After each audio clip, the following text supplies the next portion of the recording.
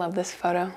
Described as a force of nature by colleagues, Dr. Robin McLeod was a renowned surgeon who, like countless others, came to need extra care later in life.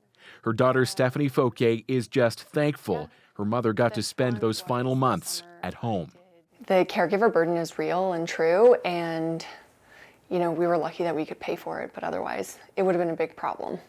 It's a reality so many families already know, and millions more could soon face, as a new report highlights Ontario's aging population, showing the number of seniors growing at a swift pace, especially for the rest of this decade. It's not something that's going to happen way down the road. We are at the peak years right now. The new research, commissioned by industry organization Home Care Ontario, finds that sector is hardly equipped to handle the added strain, with the province in need of an estimated 6,800 additional personal support workers by 2028. We've been ringing the alarm bell about the coming tsunami, and here it is in black and white.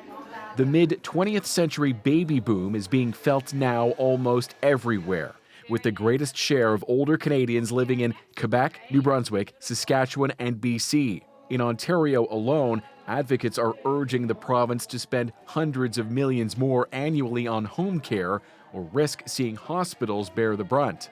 You should feel anxious. It's the right thing to feel. And look around your home right now. What can you do to reduce your risk of falling? What can you do to put a care plan in place?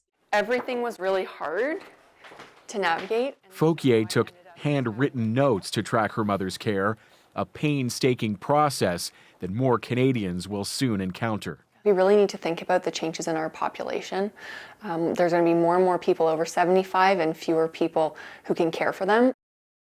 So, Thomas, I gather the Ontario government declined to comment on this holiday Monday, but they have spoken in the past about the province's aging population. Yeah, the Ontario government has said that it's working on a longer-term plan to address healthcare, human resources, and capacity issues with the senior population growing so fast. Advocates here are calling this demographic shift an explosion. Just consider, according to Statistics Canada, in about a quarter century, coast to coast here, the oldest segment of the population, those 85 and up, that number will triple to nearly 3 million. It's huge. All right, Thomas, thank you. You're welcome.